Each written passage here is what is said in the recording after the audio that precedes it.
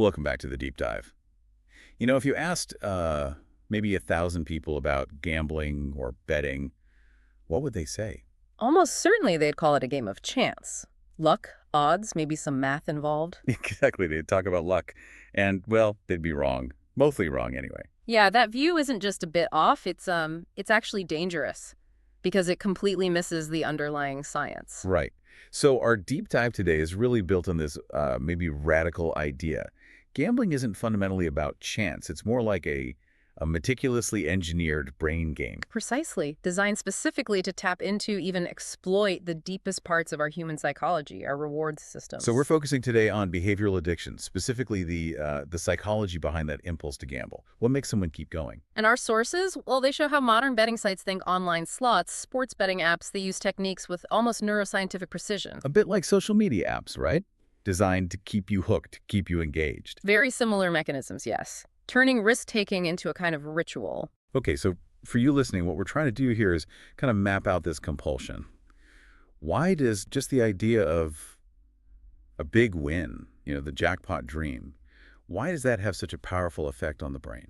It's almost like a drug effect, neurologically speaking. It spikes dopamine in a way that very few other everyday activities can. And we need to unpack those scientific tricks, the mechanisms that can twist simple risk-taking into something overwhelming, something destructive. Yeah, and look beyond just the money. The non-financial costs are huge. The damage to identity, the loss of feeling in control. And why it often becomes this kind of desperate escape, like escaping from your own life almost. Fundamentally, we're looking at a system that's incredibly efficient at hijacking our basic behavioral wiring. That efficiency is exactly why gambling is, frankly, one of the most powerful and sometimes insidious behavioral addictions we see today. Okay, so let's unpack that core mechanism. Where does it start? How does the brain actually get hooked? Right. Well, like almost all addictions, it really begins with dopamine and, crucially, with uncertainty. Dopamine. People often call it the pleasure chemical, but that's not quite right, is it? No, not exactly. It's more accurate to think of it as the chemical of anticipation, expectation. Motivation is the wanting chemical, not necessarily the liking chemical. It's what makes you lean forward thinking, what if? Precisely. And if dopamine is the engine driving that wanting, then uncertainty. That's like the turbocharger. Okay, explain that. How does uncertainty boost it? Well, when you combine the promise of a reward, like a win, with an unpredictable delivery, so you don't know when it's coming, that creates this incredibly powerful biological push to keep going. Ah, okay. And this isn't a new idea, right? This goes way back. Oh, yeah. We're talking more than half a century ago, back to the work of B.F. Skinner, the behavioral psychologist. Skinner, operant conditioning. We hear these terms, like variable ratio reinforcement, VRR. Maybe we should pause on what that actually means. Definitely. Skinner's experiments, often with pigeons or rats, were groundbreaking. He showed that if you want an animal to keep doing something, like pecking a disc or pressing a lever, rewarding it every single time isn't the most effective way. Really? Why not? Seems like constant rewards would work best. Well, constant rewards lead to steady behavior, sure. But the moment you stop the rewards, the behavior extinguishes pretty quickly. They learn, okay, no more food and stop. Okay, makes sense. And what about rewarding, say, every 10th time? A fixed schedule. That's called a fixed ratio schedule. Yeah. It results in bursts of activity right before the expected reward and then a pause right after. Predictable, but not continuous. So the real magic, the way to get behavior to just keep going and going, Yeah. even when rewards are scarce. Is the variable ratio schedule, VRR. You get the reward, but after a completely unpredictable number of tries, maybe the first time, maybe after 50 tries, maybe after 5, you just don't know. That unpredictability, that's the neurological trick. Exactly. It keeps the subject, whether it's a pigeon or a person, perpetually hopeful, always thinking, maybe the next one. Because you can't predict the win, the brain has to stay highly engaged, dopamine firing, just in case this next try is the one. And the classic example is the slot machine, isn't it? Perfect example, the ultimate VRR device. Each pull is a mystery. Will it pay out? When? How much? That unknown is the core. But how have modern betting platforms like online casinos or sports apps taken this basic idea and amplified it. Oh, technology has basically weaponized VRR. Think about those super fast online slot games or in-play sports betting where you can bet on the very next point, the next throw-in. The speed is much faster. Dramatically faster. The whole cycle, the anticipation, the dopamine spike, the outcome, the decision to play again, it happens in seconds, not minutes or hours like in an old casino. The feedback loop is compressed. And it's not just about winning, is it? There's something else going on, like when you almost win. Ah, yes, the near-miss effect. Hugely important. You get two cherries and the third one lands just one spot away. Ugh. Yeah, that feels significant. It feels very significant to the brain. Research shows that a near miss triggers almost as much dopamine activity as a small actual win. Wow, really? Yes. The brain interprets it as validation. See, I was close, my strategy is working, just need one more spin. The machine is essentially telling your brain, keep going, you've almost got it. Even though statistically that near miss means absolutely nothing about the next spin. Absolutely nothing. It's pure randomness. But the brain doesn't perceive it that way. It feels like progress. So the trap isn't really the money itself. It's that state of intense expectation, that constant what if that the VRR schedule keeps alive. The addiction is to the anticipation. That's a key insight. It's the thrill of the chase, the possibility that becomes neurologically more powerful than the actual prize sometimes. The dopamine system fires most strongly, not when you get the reward, but when you're actively working towards it under conditions of uncertainty. That moment right before the reel stops spinning or the final whistle blows. That's the peak moment, that rush of pure possibility. And because the potential reward is money, which our brain links to survival, security, status, it amps up the perceived importance of the behavior even more. It makes sense when you compare it to, say, checking email or social media constantly. Exactly the same principle. That uncertainty, will this refresh bring good news, validation, something important, or just junk? Yeah. That keeps us clicking, keeps us scrolling. Gambling just takes that basic mechanism and attaches it to the potentially life-changing promise of money. Which makes it incredibly powerful and highly resistant to logic or rational argument. The uncertainty becomes the glue holding the behavior together, overriding calculations about long-term losses. You could lose 99 times, but that one unexpected win feels like proof. See? It can happen. Keep going.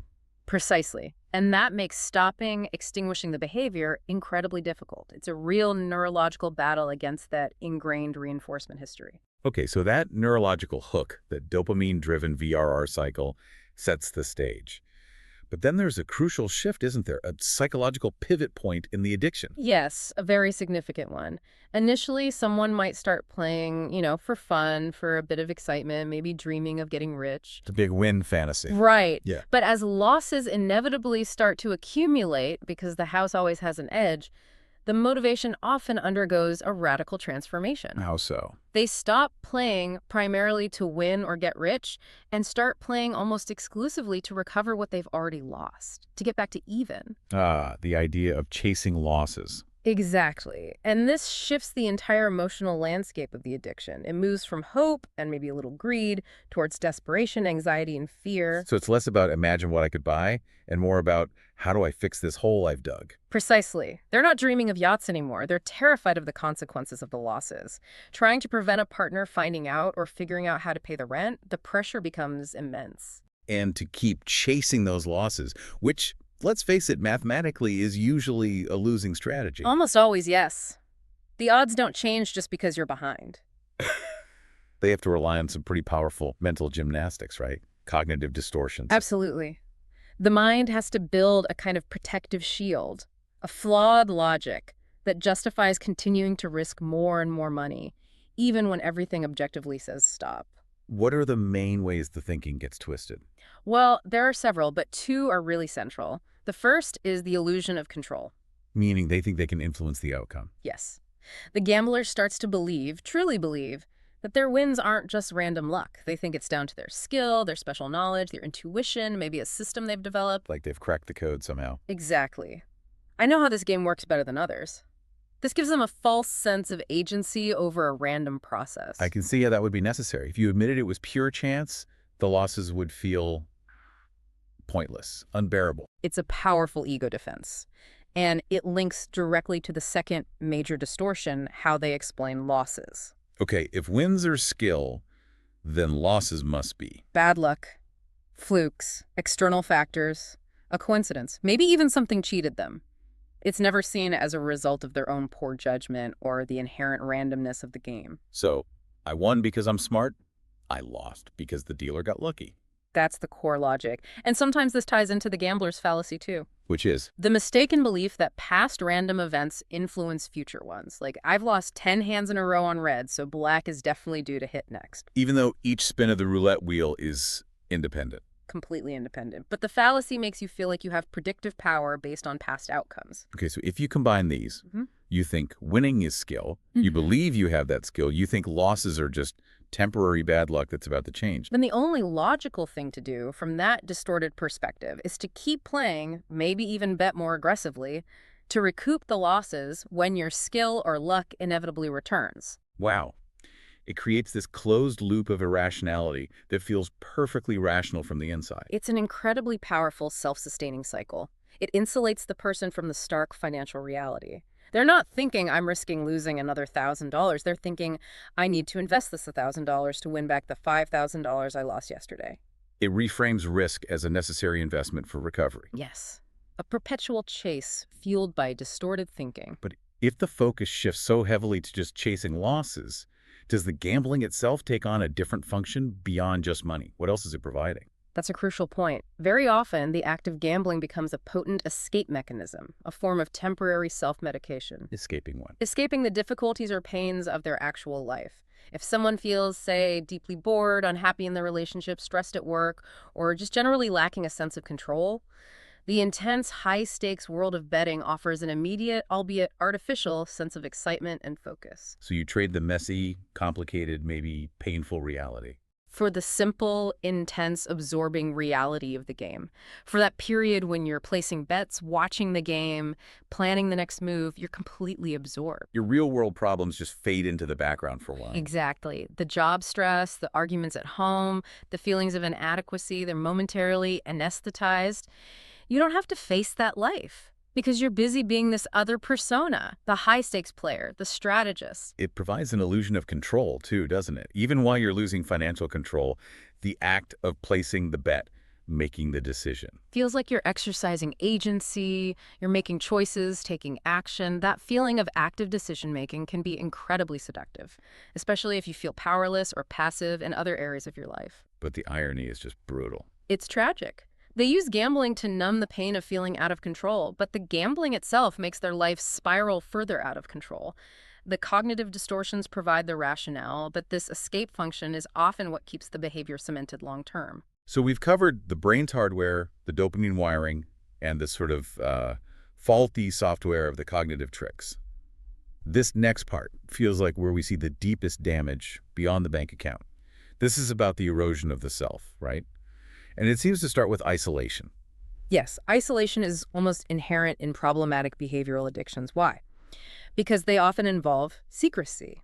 To maintain the gambling, especially when losses mount, the person often has to withdraw. Hide it from family, from friends, from employers. Exactly. They need to shut out their environment, partly to focus entirely on the gambling process itself. The research, the placing of bets, tracking outcomes, and partly, often mostly, just to hide the extent of the behavior and the financial damage. Which leads to this awful paradox, doesn't it? The loneliness paradox. It really does. They might be gambling partly to escape feelings of loneliness, anxiety, or inadequacy in their real life, but the act of gambling and the secrecy it requires forces them deeper into isolation. It cuts them off from the very people, the support systems, that could offer genuine connection and help. Pushing away the potential cure, basically. Precisely. And inside that growing isolation, a really profound kind of psychological damage starts to happen. We see the emergence of what you could call a false self. A false self, what do you mean? The real person, the one underneath, might be struggling, feeling insecure, maybe feeling like a failure, lacking power or control in their everyday life.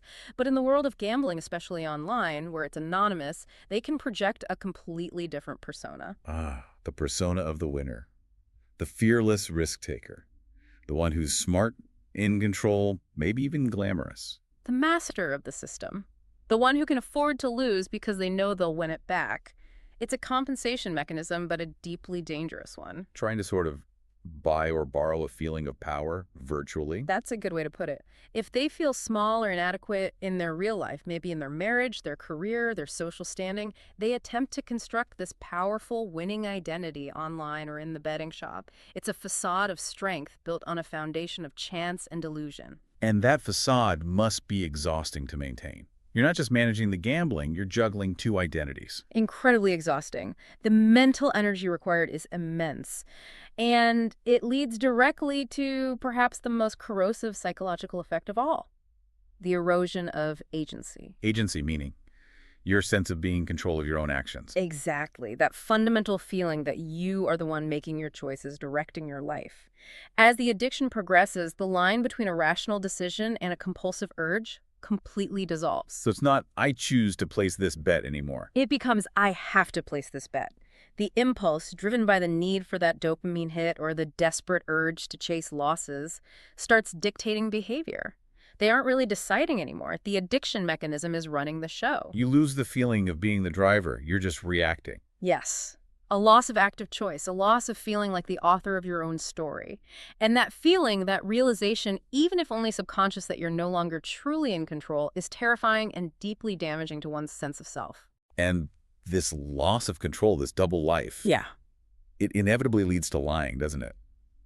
Which brings in shame. Oh, the shame cycle is absolutely central and utterly destructive. As the gambling escalates and the losses grow, secrecy becomes non-negotiable. You have to lie. Lie about where the money went.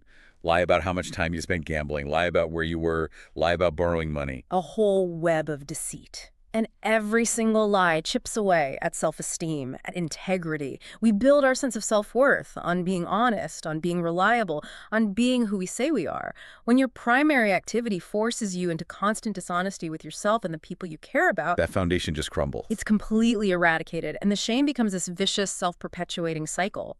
You feel ashamed because you gambled and lied, so you isolate yourself more to hide it. That isolation and secrecy fuels more gambling, perhaps as an escape from the shame itself, which leads to more losses, more lies. An even deeper shame. It just feeds itself. Absolutely. The addiction doesn't just drain your wallet, it drains your character. It destroys the stability, the honesty, the self-respect that are essential for personal growth, for healthy relationships, for a meaningful life.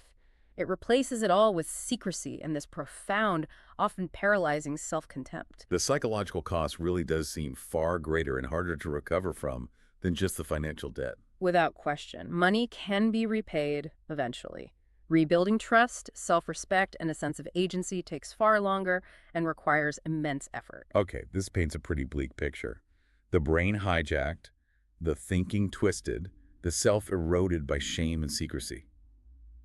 It's something incredibly tough trap to escape. It is tough, let's be clear about that, but it's absolutely possible. Recovery happens every day, and the crucial first step is reframing it. This isn't about being a bad person or having weak willpower. It's about a brain function that has been powerfully conditioned and needs to be reprogrammed. So seeing it not as a moral failing, but as a mechanism that's gone awry. Exactly. And realizing that breaking free from that mechanism isn't a sign of weakness finally overcome. It's an act requiring tremendous psychological strength and courage. So where does that reprogramming begin? What's the very first step towards taking back control? It starts with awareness. Intellectual cognitive awareness. You have to be able to recognize and, crucially, name the flawed logic that's driving the bus. Naming the distortions we talked about, like the illusion of control, chasing losses. Precisely. Acknowledging, okay, the part of my brain that feels entitled to win, the part that thinks I have a special skill here, the part that screams, I must win back what I lost, that part is operating on faulty addiction logic. Just seeing it clearly. That sounds simple, but I imagine it's incredibly hard when that urge hits, that powerful impulse to gamble. It is incredibly hard. The emotional urge can feel overwhelming. That's where a very practical strategy comes in. Naming the impulse in the moment. Okay, what does that look like? When that intense, immediate craving or compulsion to gamble surges up, you pause. You consciously engage your rational, observing mind, the part that isn't hijacked. And you label the feeling internally. Say to yourself, okay, this feeling, this isn't me needing this to survive. This is the addiction mechanism. This is my brain's learned response, seeking that dopamine hit from the VRR schedule. So you create a bit of distance, you observe the urge, instead of just being the urge. Exactly. It's an act of cognitive distancing or cognitive restructuring. You separate your core rational self from the conditioned impulse. You acknowledge its power. Wow, this feels strong. But you remind yourself what it is and that you don't have to obey it. That small moment of rational space is where the possibility of choosing differently begins. That makes sense, creating that pause. But you mentioned shame and secrecy are huge parts of the cycle. That rational distance alone won't fix that, will it? No, absolutely not. You can understand the mechanism perfectly, but still be trapped if you're isolated and consumed by shame. We said the shame cycle is fueled by secrecy, right? Right. The lies keep it going. So, the logical antidote, the second absolutely critical step, is breaking that secrecy through radical honesty. Radical honesty, that sounds intense. It is. It means ending the lies, ending the hidden behavior. It means finding someone you trust, a partner, a family member, a close friend, a therapist, a support group, and telling them the truth, the whole truth about the gambling, the extent of it, the losses, the impact it's having. Opening up completely, breaking the isolation that the addiction thrives on. That's the core of it. That active step of revealing the secret, of bringing it out into the light, is incredibly powerful. It deflates the power of the hidden truth, which is often the addiction's biggest weapon. When the secret is out, the shame starts to lose its grip. You reconnect with support. You break out of that loneliness paradox. Honesty is the essential countermove to the deceit that sustained the cycle. Okay, so you've got awareness, you're naming the impulse, you've broken the secrecy through honesty. What's next? How do you actually rewire the brain's reward system? We've trained it to crave this artificial instant hit. Now the focus shifts to redirection. You can't just stop seeking rewards. The brain doesn't work like that. You have to consciously redirect that reward-seeking drive towards healthy, constructive activities. Replace the artificial high with genuine fulfillment. How? What kind of activities? We need to replace the chaotic, unpredictable, often passive excitement of gambling with something that provides stable, earned, intrinsic rewards. And one powerful framework for this is pursuing the flow state. Flow. That concept from the psychologist Mihaly Csikszentmihalyi. That's the one. Flow is that state of being completely absorbed in an activity that's challenging but achievable, where you lose track of time because you're so focused and engaged. Think about learning an instrument, getting lost in a creative project, mastering a sport, even engaging deeply in challenging work. Okay, I see the difference. Gambling gives you a quick hit for basically pushing a button or picking a team. Flow requires effort, skill development. Exactly, and that's key. Flow provides deep, intrinsic satisfaction based on your effort, your growing competence. Unlike the random dopamine bursts from gambling, the positive feelings from flow are earned and linked to real accomplishment. So the neurological reward is different too. Yes. Dopamine is still involved in motivation and reward and flow, but it's released in response to overcoming challenges, making progress, mastering skills. It reinforces a positive sense of self, competence, and growth, rather than reinforcing a dependence on random chance. The reward system starts serving your actual well-being, not a destructive illusion. That makes a lot of sense. You're training your brain to value earned satisfaction over unearned jackpots. You're reprogramming it for sustainable fulfillment. But it takes time. It takes consistent effort, which leads to the final crucial piece, celebrating the progress. Acknowledging the wins, the real wins. Absolutely. Every day that you choose not to gamble, every time you engage in a healthy activity instead, every moment you practice honesty that needs to be recognized internally or externally as a significant victory. Why is that specific acknowledgement so important?